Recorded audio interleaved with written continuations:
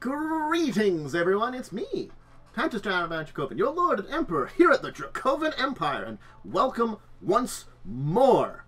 I hope everyone's having a wonderful day, whether you're joining me live on Twitch or later on YouTube. I enjoy all of you people. Just remember, give all those, normal shout-out stuff, like the following on Twitch, love subscribing, liking, ringing the bell on YouTube, and stuff like that. And hey, we're visiting 4E again today. I thought about revisiting 4E a couple of times, and I couldn't think of a good thing to do. But after my last guide, where I talked about the general how classes exist and work within 4E, I decided, hey, let's do a little bit of a guide over what you could have played. The actual classes. We'll talk about each of the individual ones a little bit, give you some basic information. We're going to go maybe like 25 to 50% in depth. We're not going to go full 100%. There's a lot to unpack and all these things, but we'll go enough that you got an idea what you're working with here. And we're going to go by the four different types: controllers, defenders, leaders, strikers. And today, defenders. Ugh. So, now I personally have played a defender. I played the classic defender of fighter before. And of course, I've played a striker. So I have an experience.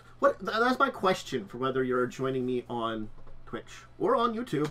For the comments there, if you've played a defender in 4E, what have you played? I think we've talked about everybody's experience with 4E or your knowledge of it. But hey, now I'm not going to list off all the books that I'm going to go into today because I've got to be honest. They're the books that they're going to be in. I'm going to mention what books they are. I'm going to show, and I've got some images based on each of the classes as we kind of talk about them.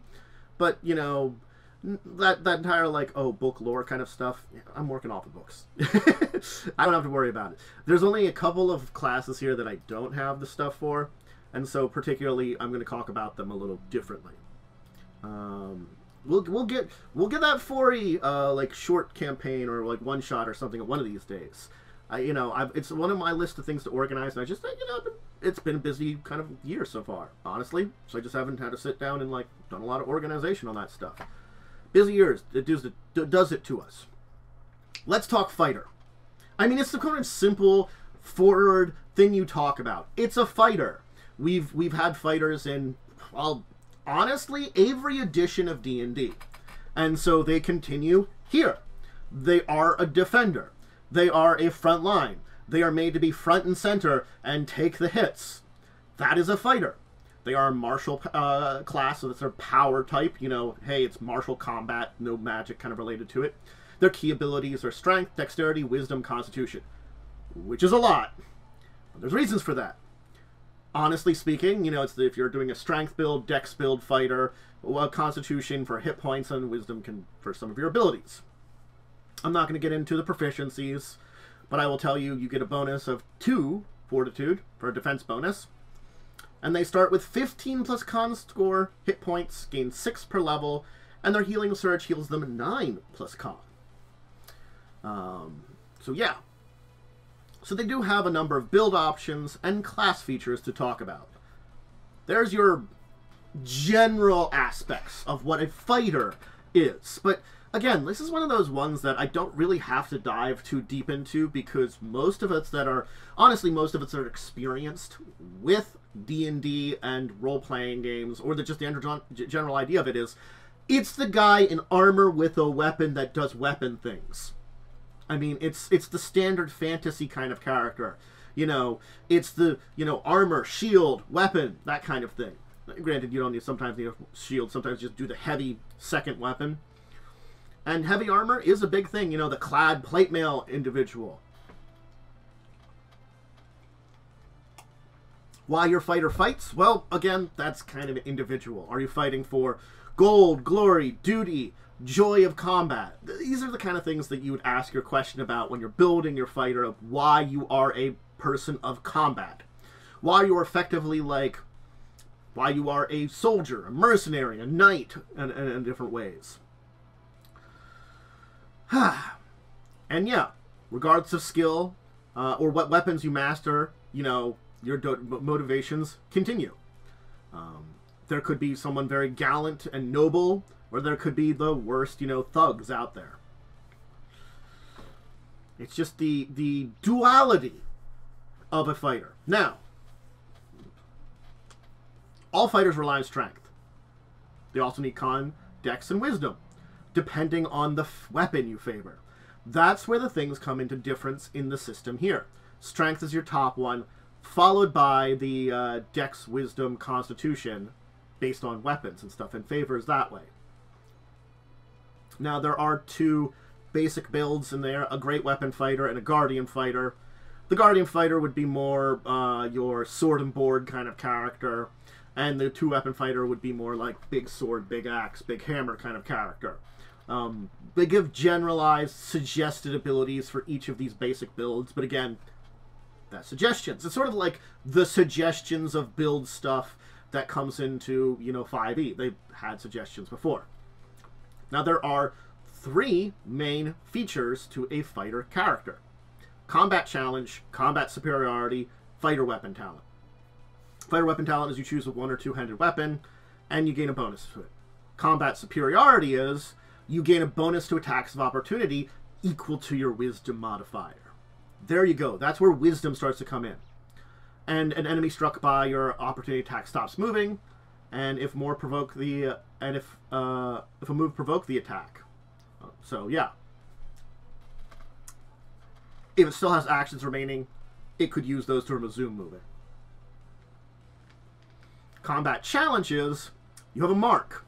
It lasts until the end of your next turn.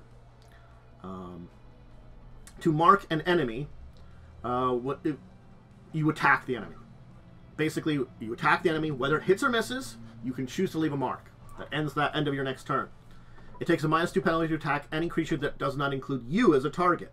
So you're basically being like, it's a drawing thing, a provoking thing to hit you. Now a creature can only have one mark at a time, and a new mark succeeds one that's already been in place. If a marked enemy that's adjacent to you shifts or make an attack that does not include you, you can use a melee basic attack against that enemy as an interrupt. And that is not an opportunity attack. So that's important to note there. As an interrupt, you can still smack them. It's not an opportunity attack, but you can do that if they try to shift away. Basically, that's the 5-foot step, if you know Pathfinder. It's an ability to move away from someone without provoking attack of opportunity, normally. Or that attacking an opponent, like someone else than you, for that -2, they're willing to take it, try to hit a weaker person. Oh, hey, they're still adjacent to you. You can smack them with a basic attack, melee, which would be whatever weapons in your hand.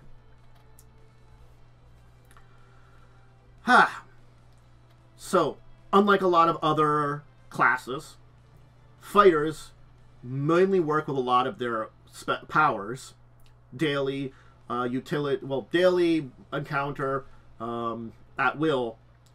Most of them require a melee weapon, or some kind of weapon at least. There are powers that are associated with various weapon types, so, that's kind of an idea about it. High Constitution focuses on axes, hammers, and picks. High Dexterities favor heavy blades, light blades, flails, and spears. That's an interesting fact, too. That the different weapons favor different things, especially when it relates to their powers. But, again, you can take a look. There's a chart in the Basic Player's Handbook about this entire thing, about weapons and what stats they kind of focus on. So, yes.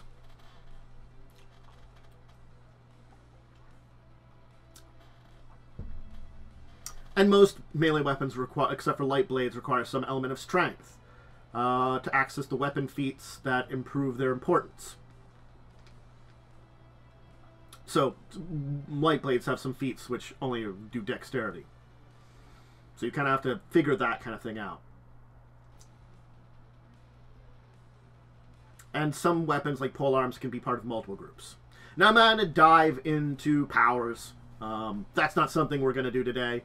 There's at-wills, encounters, utilities, etc., etc. And we're not going to talk about your Paragon Pass or your Legendary Pass at all. Because, again, there were some... I'll mention which Paragon Pass were introduced in the original book that these come from, but more were introduced later.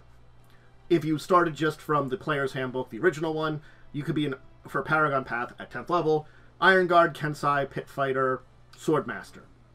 Those were your kind of builds that you kind of moved into. But again, things changed a lot, you know, as they go. And again, is the other thing that, like, most of your powers are still going to be based on strength, but your choice of weapon might mean certain abilities that the weapons have in particular are good for having either Dex or Wisdom. So it's kind of like the decision of your weapon will make a difference, because I might, you know, yes, my basic powers are going to rely on strength, but my special things that my particular weapon choice will do might rely on my dexterity or might rely on my wisdom. So it's sort of like this double-edged, in a word, sword for your fighter. One side you need that strength, the other side you need whether ability matches with it. Dex or con.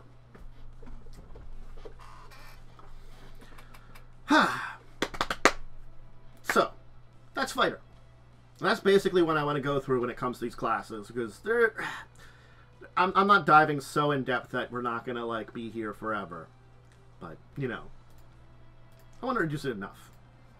Paladins! Yes, we're still in Player's Handbook 1. We haven't left it yet, and we have the Paladin that we're introduced to.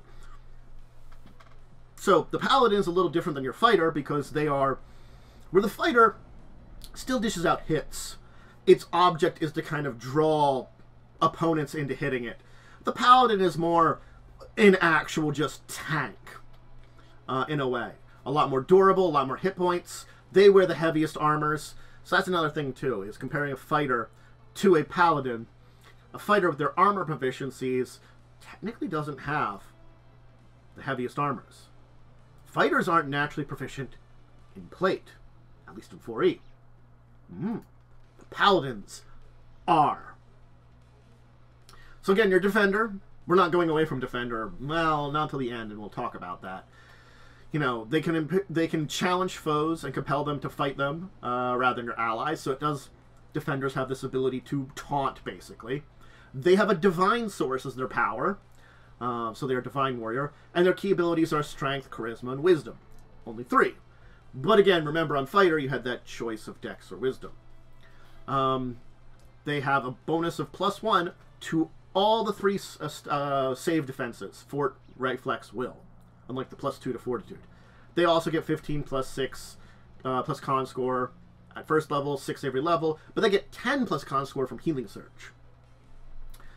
Now, their class features are Channel Divinity, Divine Challenge, and Lay on Hands. So they're fighting for something greater than themselves. They smite enemies with Divine Authority, bolster the courage of their nearby allies, and are a beacon of hope to all around them. They are transfigured on the field of battle, exemplars of Divine Ethos in actions. It's their responsibility to stand unflinching before the enemy, smiting them with your sword while protecting your allies with your sacrifice. So that's kind of the idea of the Paladin, is where a fighter is still a frontline person trying to get hits in, do damage, kind of, you know, maintain the attention on themselves, but they expect to both hit and back and forth. The Paladin is much more tanky, I'll take the hits while focusing one down, kind of. So there is some similarities between them in a way, but again, they're all Defenders. We're gonna have some similarities between the Defenders. I'm not gonna lie, we're not gonna go away from that at all. It's just one of those things. So, Constitution is very useful to a Paladin. It's not any particular powers are specified based on power, but a lot of hit points. But your Strength and Charisma and some Wisdom are based on your powers, too. We've got 2 basic builds you can choose from: Avenging Paladin, Protecting Paladin. Avenging is very, you know, going after the wicked, safeguarding your allies, destroying your enemies with divine and overwhelming attacks. So basically focusing down one person while taking the hits. While Protecting is more about defending the rest of your group and stuff like that. They also do have holy symbols as an implement. And they have deities. They're both unaligned deities. The thing about 4E is it does open up paladins beyond just your lawful good, technically. You are a servant of a deity, but the alignment must be identical to the alignment of your patron deity. If your patron is good, you're good. If it's lawful good, you're lawful good. If you're unaligned, you must be unaligned. There do mention evil and chaotic evil paladins to exist, but they're always villains, not playable characters, as according to 4E. So that's a really good thing is, you could be a servant of a unaligned deity, because remember, 5E only had 5 alignments, somebody that's kind of more the neutral side of things, and be a paladin of that. This is an edition that opens that up very quickly and efficiently, much more than older stuff where paladins were very rigid and dogmatic. They're not granted their powers directly through their deity, but various rites when they first become a paladin. Days of prayer, vigils, tests, trials, purification rituals to open up this powers. Alright, it's 3 features. Channel Divinity, Divine Challenge, Lay on Hands. Lay on Hands is, well, additional resistance with the touch of their hands. It's a specialized power that you get that you can check and it's at will. That's a special one that's granted to you as part of your class features. So remember, you get usually a class gets 2 at wills, an encounter, and daily at first level. Hey, as a paladin, you get some more. You know, that's an important thing here. And yeah, in fact, all their powers tend to be at wills or encounter powers and stuff like that. So it's very interesting that their class features grant them powers. The Lay on Hands is basically having people heal themselves using healing surges.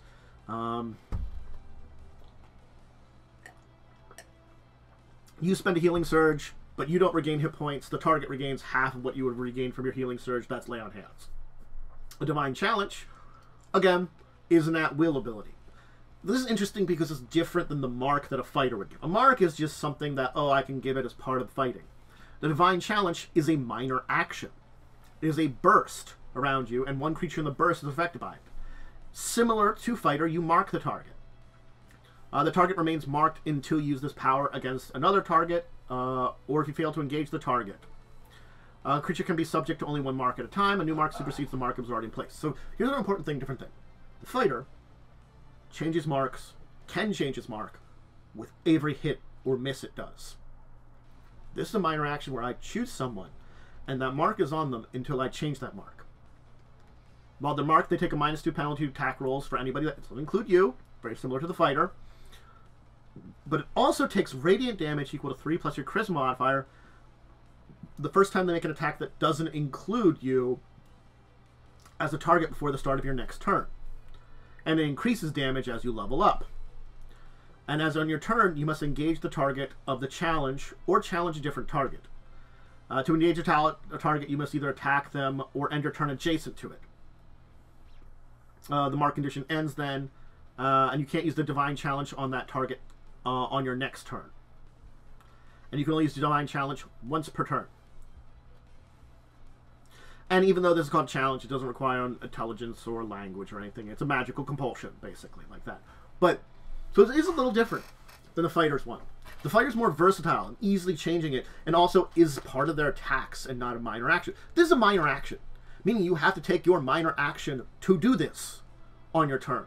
And yes, it does give some similar bonuses, the penalty. It doesn't have the superseding not attack of opportunity kind of thing Fighters has, and said that they, you know, take some damage, but you do have to keep fighting that target. And then once per encounter, you can invoke a divine power of your patron deity.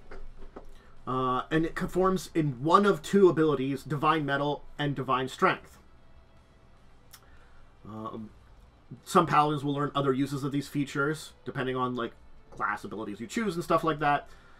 You can only use 1 per encounter if it's a channel divinity. So that's the important thing about the channel divinity. 1 per encounter, no matter what channel divinities you choose.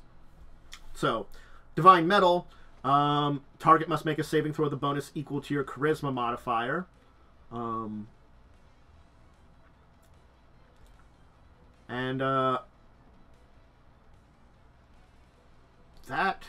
Yeah, apply your strength modifiers extra damage on your next attack this turn. So yeah, close. What is the effect? Target makes a saving throw with a bonus equal to your... Oh! So Divine Metal. Sorry, it's a minor action. Basically, saving throws are made to undo things that are on you if you make a saving throw. I think I talked about this before in 4E. That saving throws are not made when you're hit with something. They're made on your turn, either at the start of your turn or end of your turn, depending on what it is, to basically overcome a condition that's been hit upon you by an enemy by their attacks. In this case, you'd make a saving throw with a bonus to one creature. Basically, you're like, hey, shake off this problem that you've got on you. You know, you pat your buddy on the shoulder, they shake it off. The other one is you add extra damage. So that's, you know, extra damage on your next attack this turn. The Divine Strength, it's fine. It's a strength modifier bonus. It could be some extra damage that you need. After that, we go through all the daily abilities. The Paragon Paths, I'm not going to go into details about them. The ones from the first edition book are Astral Weapon, Champion of Order, Hospitalar Justicar. There you go. Now we're done. The Player's Handbook for first edition. Yeah, we finished that up. We finished up one of the major books that introduced us to the first two Defenders.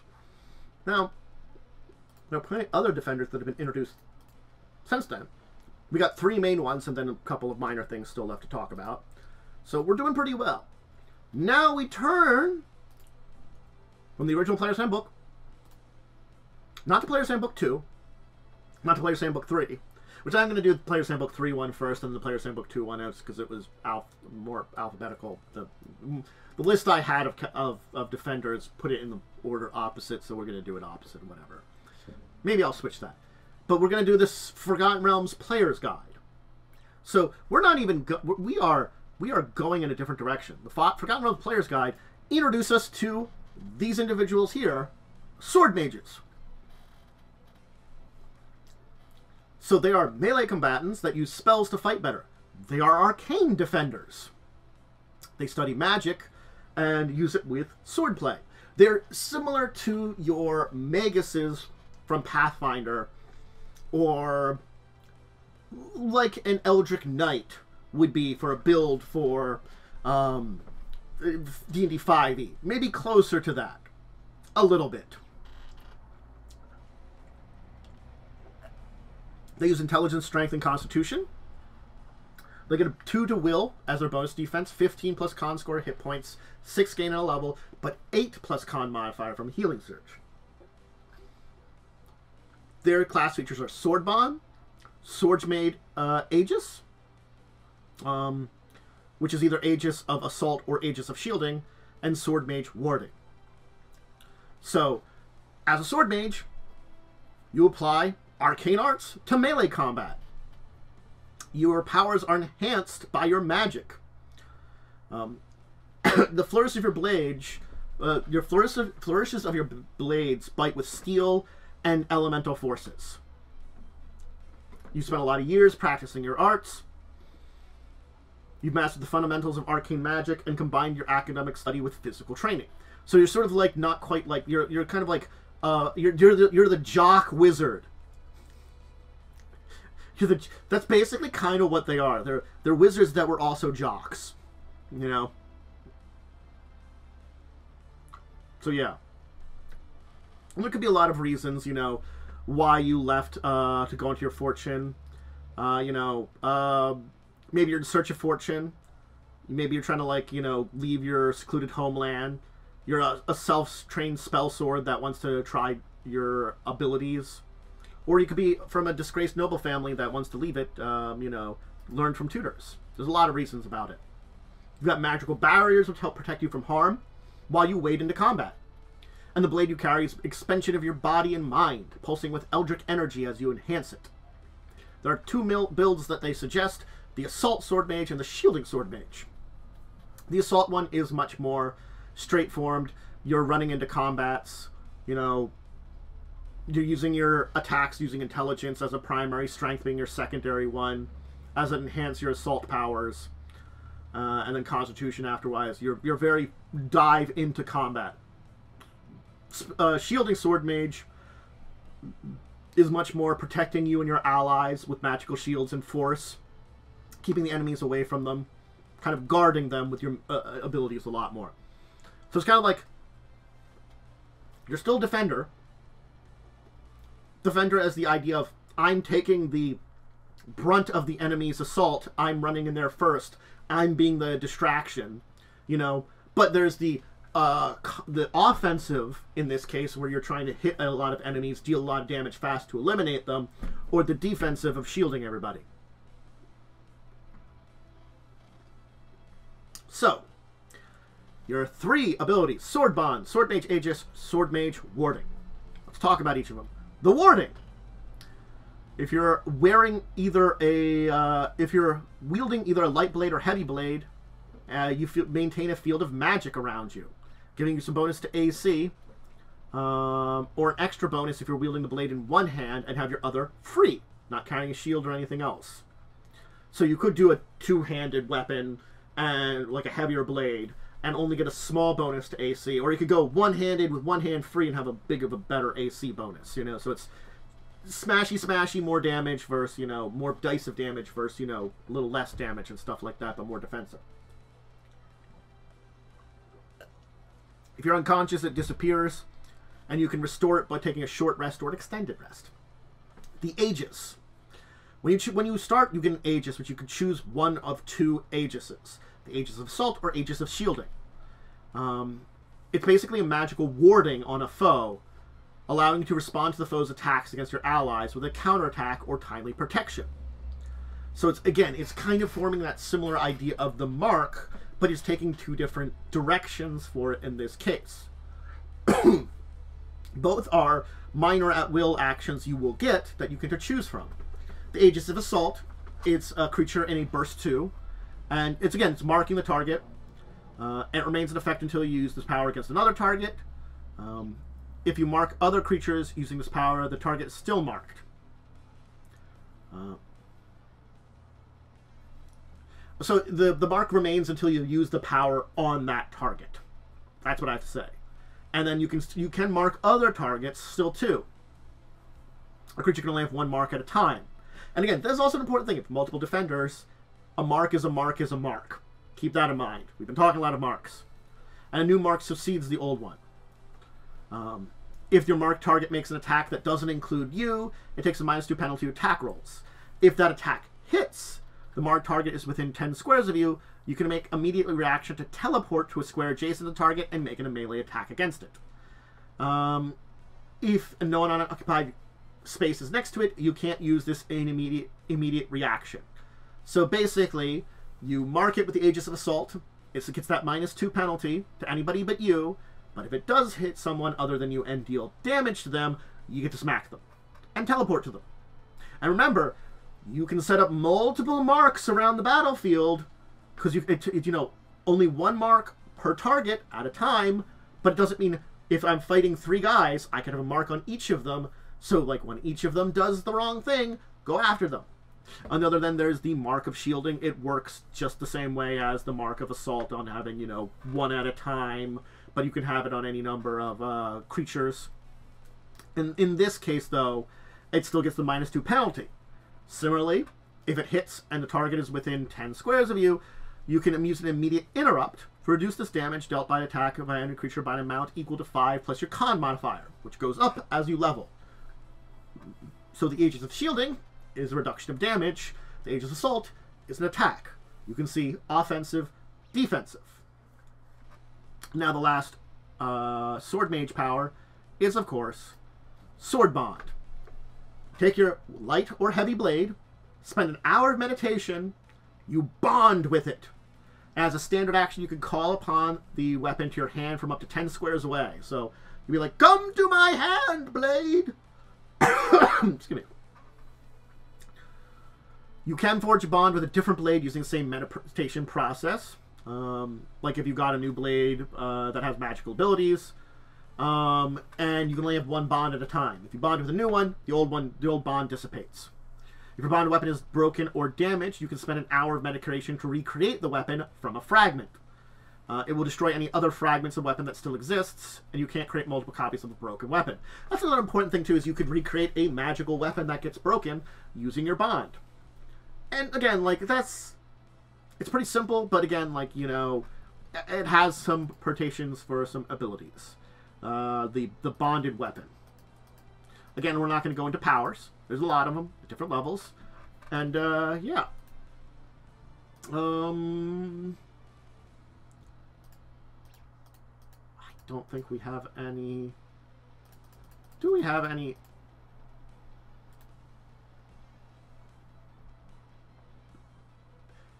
I don't have any Paragon Paths I can easily list here because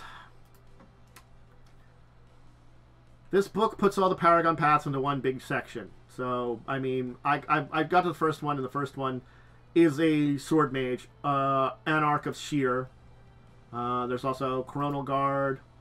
Let me just quickly look through these for any more. There's a lot of ones that have different prerequisites that are different in here, so you'd have to check them out. Those are two of them. There's probably more in and amongst this entire mess, but I'm not as big a fan of this book for where they kind of organize this. They also do add like a new Warlock pack in here. So, I mean, yeah. And new Epic Destiny. So, like, it would be one thing if, like, you're looking for a different Paragon Path. It's a list of them that, like, you know, have ancestries, you know, being a divine class, worshipping a certain deity. There's one here. Having other different class, you know, combinations. So it gives you a lot of options on various different Paragon Paths that are beyond just your normal ones. Because that's the thing is, the Paragon Passes are normally noticed. They have a prerequisite, and most of the time they're connected with the class because that is the prerequisite. Sort of like the Anarch of Sheer is just prerequisite Swordmage and Aegis of Salt. Those are prerequisites. Coronal Guard is just a Swordmage. You could be either one for that one. But there you go. There's Sword Mages. Alright, now we are going to skip to Player's Handbook 3 briefly, before we go to Player's Handbook 2. Again, just because the place I was at when they had them in order. This is the order they gave them into. We blame the nice website online that gave me information. And we want to switch to a Battlemind picture here, as we do have two more big defenders to talk about, and then some minor stuff to talk about. The Battlemind. Now we're talking psionics, because psionics were introduced in Book 3. Players Handbook 3. They're tough, fast, and use their psionic abilities to outwit their foes. And they're either kind of lean towards like a little bit of a secondary controller or striker as a secondary role. Just a little bit. They're not quite there. We will talk about a dual role class at the end here that's a defender or striker. But in this case, they're a little bit in between. They have like a, you know, you either choose when you're building your Battlemind to have a little bit of control powers to match with your defender ones, or a little bit of striker powers. Constitution, Wisdom, Charisma are your key ability scores. Bonuses to Will, 15 plus con score hit points at first, 16 at every level, 9 plus con for healing surges. And their class features are Psionic Augmentation, Psionic Defense, and Psionic Study. They're carefree warriors that seek to test their skill against the mightiest and most dangerous of opponents. They possess a potent combination of psionic and physical skills. Can manipulate their foes with their abilities while using their fighter skills to carve swaths into them. So kind of a combination of messing with your enemy's minds while stabbing the crap of them. Some of them are pretty arrogant, others are not, depending on the situations you get into. And their minds are quite deadly because of this, regardless of your position and how you look at yourself as your power. Let's talk about their abilities. Psionic Augmentation, Psionic Defenses, and Psionic Study. So Psionic Study is the first one we can talk about because there's two options. You learn to use your bodies as weapons. And, you know, different forms about it. The Battle Resilience, which affects your ability to use your psionic powers to bend your own body to your protection. So you do get the Battle Resilience power, which is a encounter power, which you gain resistance to damage for, you know, until your end of your next turn if you hit someone with the Battle Resilience. Oh, it's just your personal. You just use it on yourself. You gain resistance till the end of your next turn. So it's pretty good that way. Or the other option is Speed of Thought, which you're always kind of ready to fight, which is another encounter power, which is just, as a free action, you move a number of squares equal to 3 plus your Charisma modifier. So those are some pretty heavy differences. One of them is you gain resistance to damage until the end of your next turn. The other is you move. But the thing is, both of these are free actions, meaning they are encounter, meaning once per encounter, but it's just sort of like, oh, I need to reposition myself, or oh, I want to take less damage. Yeah. The Psionic Defense, there are 3 powers: Battlemind's Demand, Blurred Step, and Mind Spike, which have tactical superiority.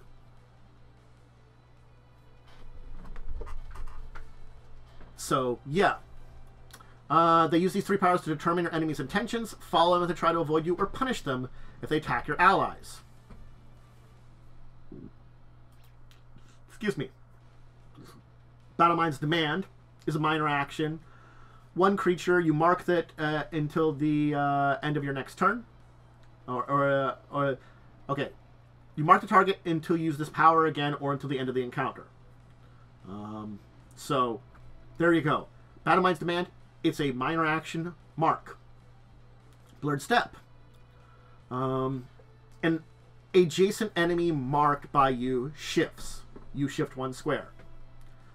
It's an opportunity action that's at will. An immediate action that's also at will is Mind Spike. An adjacent enemy marked by you deals damage to an ally with an attack that does not include you as the target. It takes force and psychic damage equal to the damage that it's a attack dealt to your ally. So, yeah. There's a lot of more marked synergies for the Battlemind. You basically get a mark. You can either shift next to them then if they shift away, you know, or unlike the other ones, they don't get a penalty to hit with their mark. They're not drawn to attack you, but they do hit someone else. You can use a reaction to have them basically hit themselves. And then, of course, Psionic Augmentation, where you gain power points.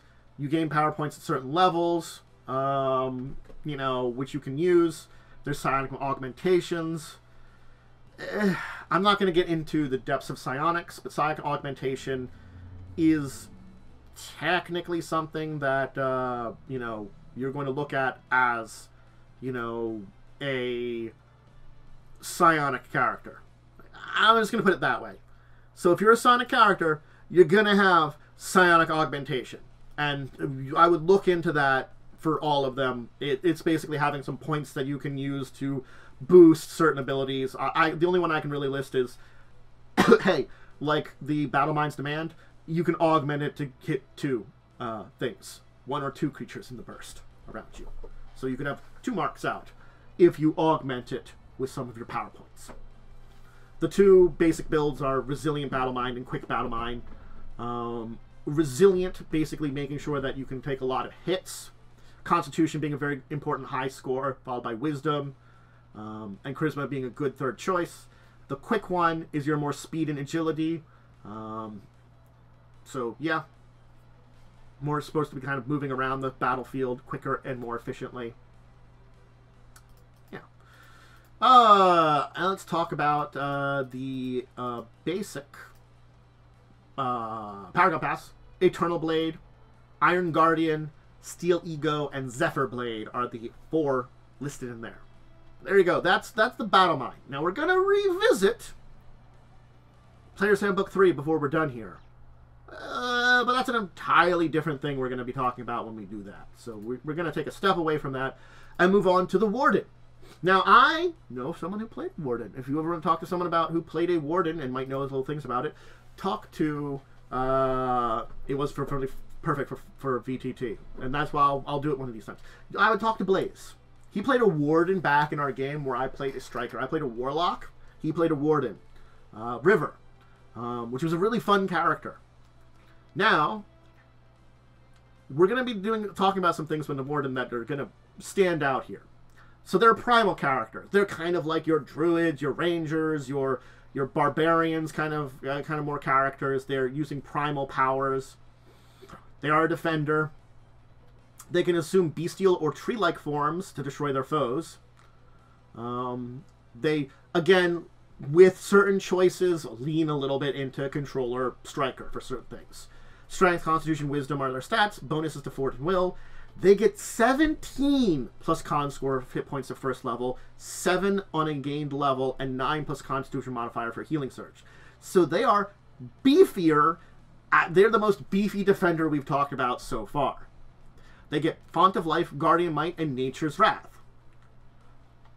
They stand against the winds like a tree that will not break in a storm.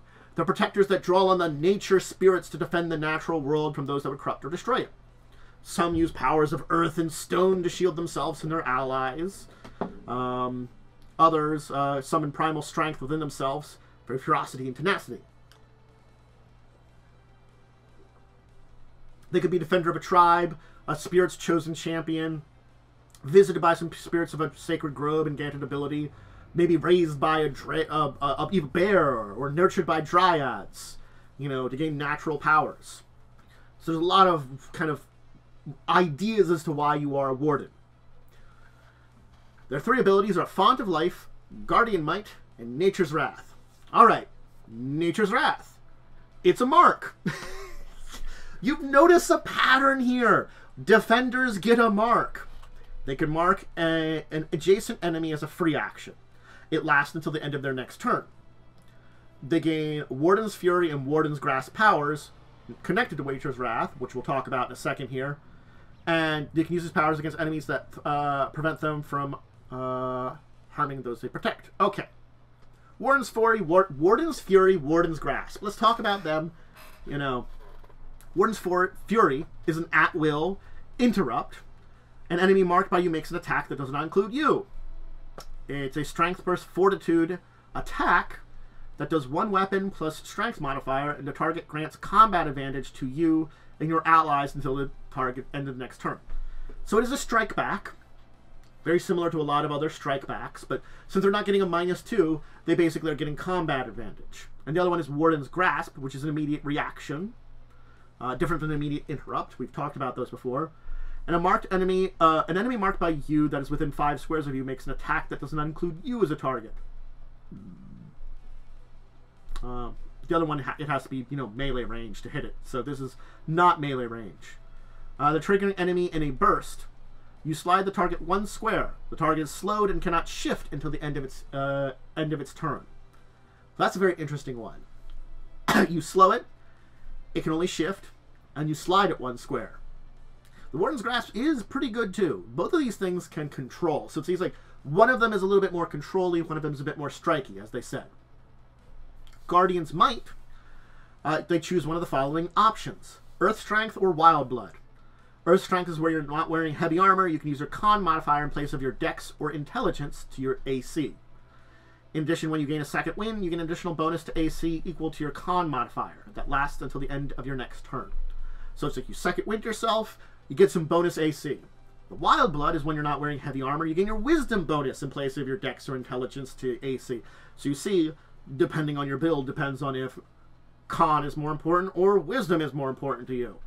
In addition, when you use a second wind, each enemy marked by you takes an additional penalty to attack rolls for attacks that don't include you as the target. The penalty is equal to your Wisdom modifier and lasts to the end of your next turn. Maybe the marks just, they've eroded it that it does just a -2 anyway. I'll have to look that up, that stuff there too, because this one, they might have eroded marks at this point in time as a general ability. That's something I can't answer right now, because I would have to do research on it. So I would say, find that out about marks. But it's an interesting thing that you can either give your marked opponents penalties, or gain yourself a bonus to AC. And of course, Font of Life. At the start of your turn, you can make a saving throw against one effect that save can end. On the save, the effect immediately ends, preventing it from affecting you on your current turn. If you save against being stunned or dazed, you can act normally on your turn. If you save against ongoing damage, you avoid taking the damage. If you fail it, you can still make a save throw at the end of your next turn. So, remember I said saving throws. They're normally at the end of your turn. So you make a saving throw, something hits you with an attack or ability or anything else, you got something on you. Maybe you're slowed, maybe you're stunned, maybe you're dazed, maybe you're ongoing damage. You get hit by it, you're affected by it, on the end of your turn you can save against it, which is a pretty flat roll sometimes with the bonus. In this case, they can try to overcome things on them. Font of Life's pretty good. Their two builds are Earth Warden, again that's more, you know, AC tanky, and of course Wild Warden, which is more hitting a lot of damage, controlling things, more predatory. So you honestly can see the two different builds with the way that a Warden works very quickly and efficiently, as we then talk about their Paragon paths. Bloodwrath Guardian, Horned Champion, Storm Sentinel, and Verdant Lord. So I would definitely recommend checking those out. Now, we've gone through the 5 basic defenders. Now you may say to yourself, are these all the defenders? And the answer is, no, they're not. There are some other options for defenders we can talk about. There are 3, which I can really only get to 1 because I'll talk about that in a minute. Basically, versions of classes that are, some of them are just reskinned versions of, okay, there's a knight, there's a fighter, there's a paladin, and there's a barbarian that are different builds than your average ones, which are still defenders. But they're different builds. Hybrid characters. Because there's a bunch of hybrid characters. What hybrid characters are there? Well, you could be a hybrid fighter, paladin, swordmage, warden, battlemind. Wow! All the hybrids of the classes that you are. So, yes. The thing is, when you create a hybrid, you're combining 2 different classes with... if you combine 2 classes with the same role, you get the same role. If you combine different roles, you operate with a little bit in both of those roles. It's flexibility of tactics. So, like, if I'm a fighter-paladin hybrid class, then I'm definitely defender. But if I be a fighter-rogue, let's say, hybrid class, I'm both more of a fighter-striker, kind of melding those things together. I'm going to kind of handle hybrid classes here, but hybrid classes exist for all the different types. So we're going to kind of hit on hybrid classes here. I'll make note of it in the thing that hybrid classes are talked about now rather than later when we go on to controllers, leaders, strikers. We'll leave hybrid classes out from those kind of talks because we really don't need to handle it more than once. We're just going to talk about what they are. Hybrid classes are basically helping to fill gaps and stuff like that. You know, you might need a cleric rogue to get if you're lacking some healing but still want some damage output, that kind of thing. Making a hybrid class, there's this huge set of rules to going over. I'm kind of going to summarize. You get the armor proficiencies of both classes. You have the weapon proficiencies of each class. Any implements that are for both classes you get. You gain the bonuses to defenses from the hybrid class entries. So that's an important thing. There's an entire, like, entries on the various different hybrid classes. And this is Player's Handbook 3, so it has most of the base classes. It pretty much has all the base classes at this point in time. So it's pretty easy to, like, you know, look in and see, oh, hey, these are the bonuses to defense I get for being a hybrid fighter. This is the bonus defense I get for being a hybrid warlock. To determine hit points, you add, for first level, you add the hit points of first level as noted in the hybrid class entries and round in both hybrid class entries and round fractions down. Then you add your con score. Similarly speaking, you add things together, you know, a cleric fighter gains 5 hit points, 2.5 for cleric, 3 for fighter, round down. So you actually, like, look at what each of them would give. It gives the thing in the hybrid information. And add together the healing surges per day as noted in the hybrid class entities and round down fractions. It's the same thing again. Class skills are, as noted by the hybrid classes, same with trained skills.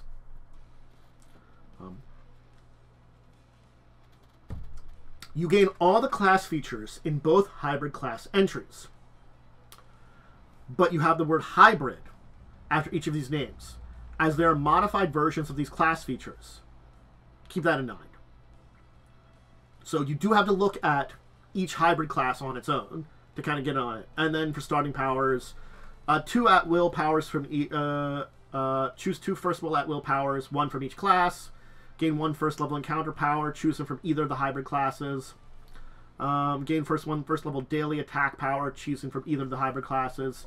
And you kind of choose from powers by your classes after that. You know, that's how it is. There's prerequisites for meeting them. Hybrid classes can select multi-class feats. Their multi-class feats is an entire thing.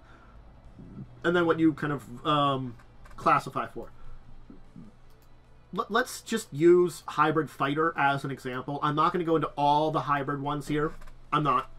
But we can take a look at hybrid fighter as an example. And then if you want to look more into hybrid classes, I definitely say it's an interesting concept. It's this interesting idea that because multi-classing is really just dipping a toe into another class, this is actually if you wanted to be a fighter rogue, or like a warlock wizard, or like a cleric paladin, these are honestly not really great combinations, and an artificer, a warlock, a sorcerer fighter, fighter's defender, martial source, +1 bonus to fortitude instead of the +2, 7.5 hit points at first, 3 gain per level, 4.5 for healing surges. And of course it gains its hybrid talents of combat speciality, fighter armor proficiency, fighter combat talents. When you select this feature, you gain one of the combat talents. Battlemind, vigor, hybrid, brawler style, fighter weapon talent, tempest technique. You choose one of those. Basically for the fighter armor proficiency, beyond what you get listed as a proficiency, you gain an additional proficiency. Or actually, no, it's listed in the armor proficiencies. Oh, so it's just the armor proficiencies. And the combat specialties is either combat agility or combat superiority. And both function as the fighter class feature, but you choose if you get combat ability or combat superiority. So, the hybrid fighter gets a bunch of stuff still too. But again, there are things that you have to kind of check and look at how they work and different stuff. And again, the hybrid concepts are really cool and there. So there are 2 classes I can't talk about at all.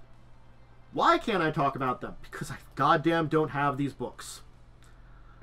The Fighter Knight and the Paladin Cavalier. This picture's appropriate for both of them.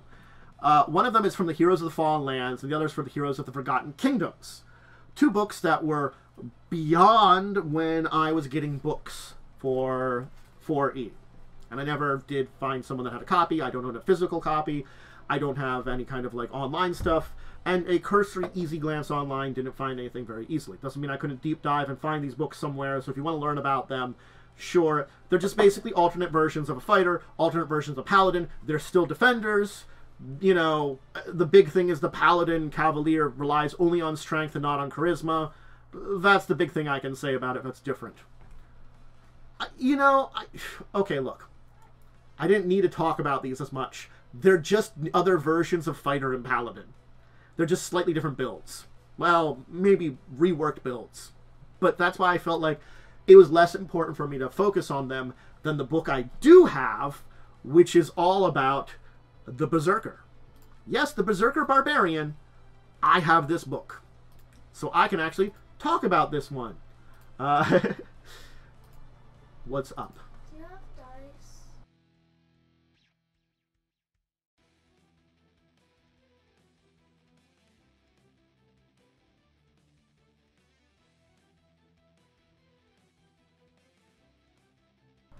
Alright, I've shared a D6.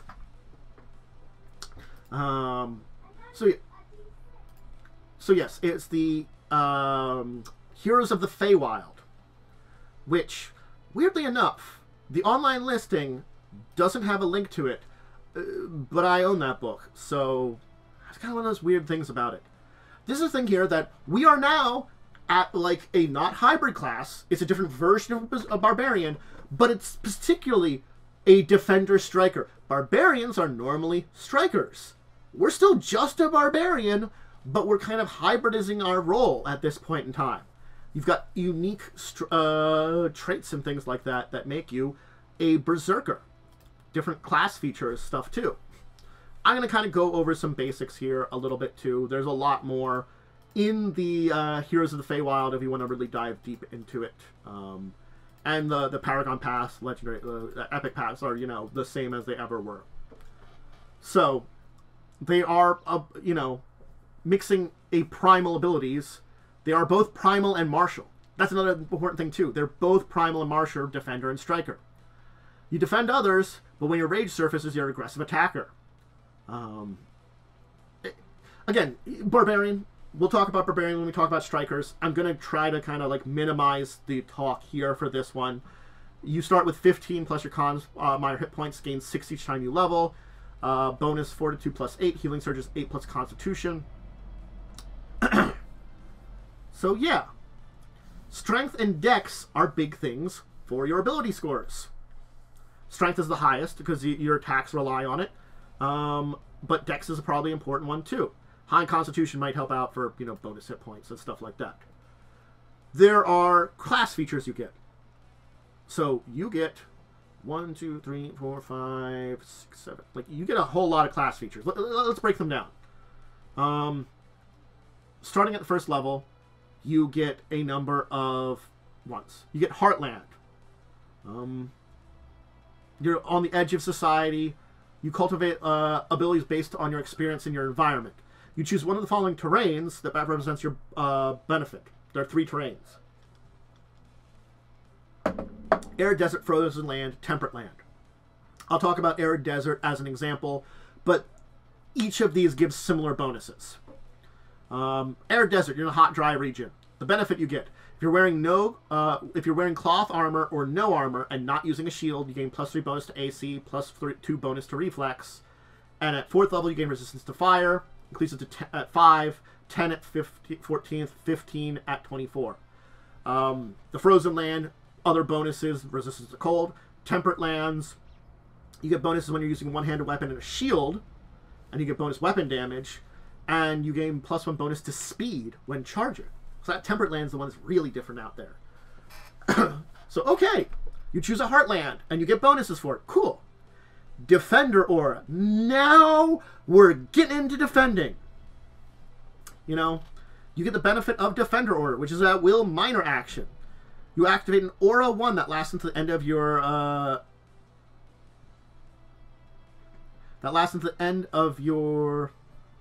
until you end it as a minor action or you fall unconscious. Sorry, I'm misreading this entire thing. The language just sometimes escapes me. So you activate the aura, and it lasts until you end it, or you know, as a minor action, or until you fall unconscious. When in the aura, enemies take a -2 penalty to attack rolls that don't include you as a target. So very much like a mark, but it's an aura just around you. And marked enemies are not subject to this aura. So it does work with marked. And then you get Poised Defender, Vengeful Guardian, Berserk Fury. Poised Defender. As long as your Primal Rage does not take over you, your martial training helps you dodge and parry incoming attacks. If you're not in heavy armor. While your Defender aura is activated and you're not wearing heavy armor, you gain +2 to AC. Vengeful Guardian. So, the Vengeful Guardian power is an at-will opportunity action. An enemy subject to your defending aura either shifts or makes an attack against an ally of yours without targeting you or an ally who has an active defender aura. You make a melee attack at them and do some extra damage to it. Then you have Berserker Fury. At times of desperation, you can basically go berserk. When you use a barbarian's primal attack power, you enter the Berserker Fury until the end of the encounter. Alternately, you can use a minor action when you are bloodied to enter the Fury. Primal attack power.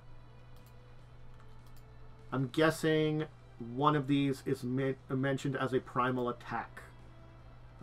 Yeah, okay. Yeah, I see here. Like, Savage Cut here says primal. So, I'm guessing anything that you use that's primal triggers your Berserker Fury.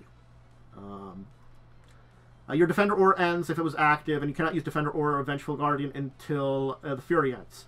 Some of your powers, such as your Barbarian, Martial, At-Will powers, gain additional benefits as noted in those powers.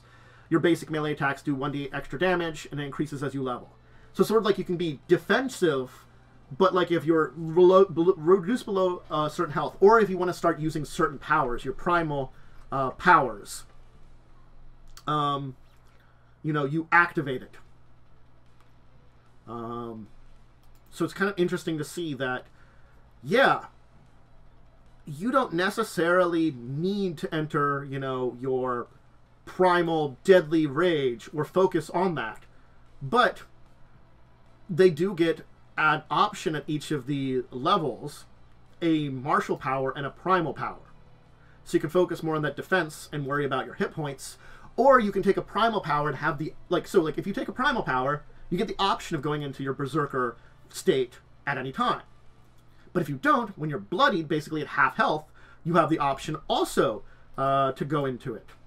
You can use a minor action to do it when you're bloodied, or as part of that other primal power. So it's sort of like, if you don't want to take those primal powers, you just want to go the martial route and just be more heavily reliant on your defender abilities, that's fine, and use that kind of Berserk Fury as a, hey, I'm below half hit points, I'm bloodied, it looks like we need to switch to get some damage out here now, that's when I go into my Berserker thing.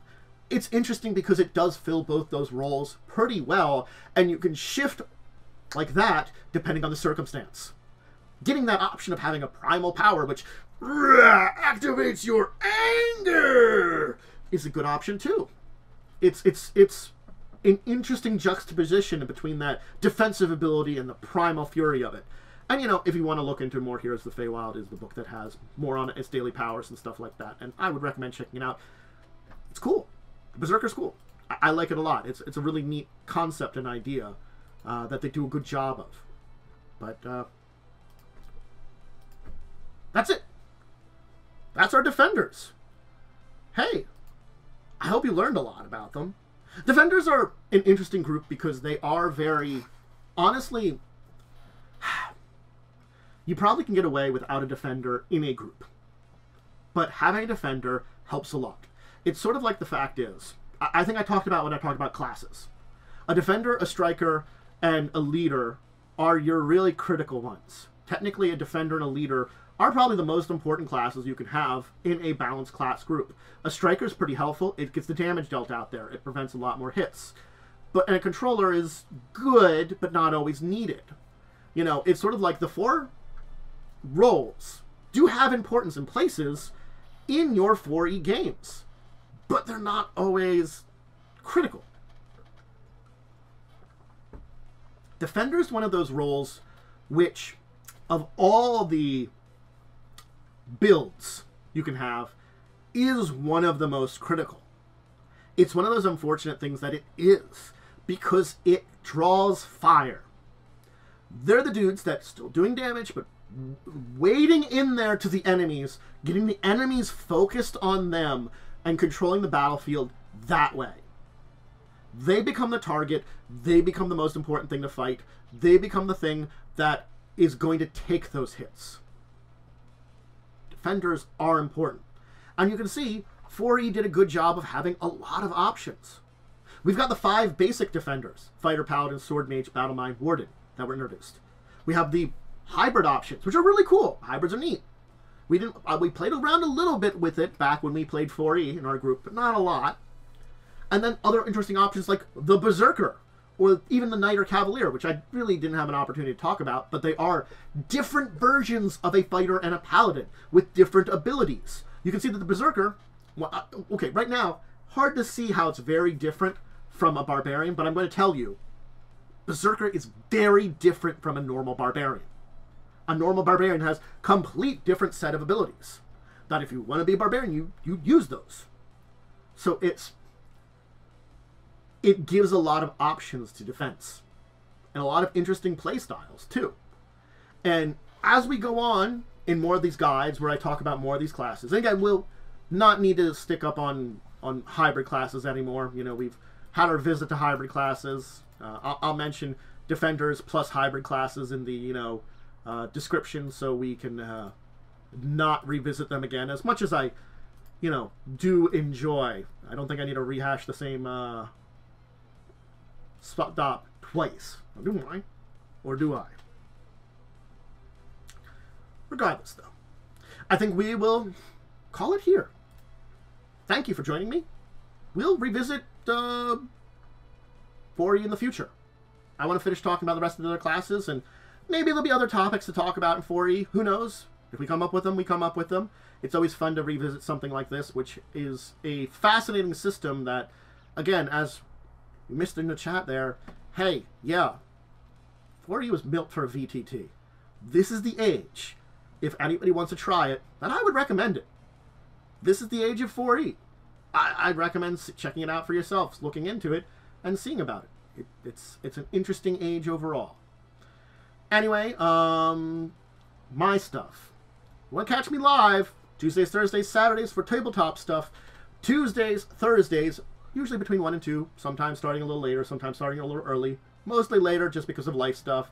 Again, life stuff can cause it early before. Saturdays around 11. All those are tabletop things, you know, that I talk about stuff. Wednesdays, 9 p.m. EST, I'm playing a Pathfinder 1st Edition game where I'm running it. Crimson Queen, I recommend checking out. Also really fun. And, of course, good old Discussing Tabletop Saturdays at 6 p.m. I also do other stream stuff on Twitch, but, I mean, if you want to check out gaming, you can check out gaming and join me for that. Up to you. Monday, Wednesdays, Fridays. Social media. Discord, Twitter. I already gave the shout-outs to the 2 channels. If you're checking out one of them, make sure to go to the other. All right. Hey, everybody. Have a great rest of your day. I think I've shouted everything I need to do. Schedules, other stuff like that. All of you have a great day. We'll talk about more 4E in the future. Until the next time we talk about 4E, tabletop, or anything like that, I bid all of you out there a deep and wonderful farewell.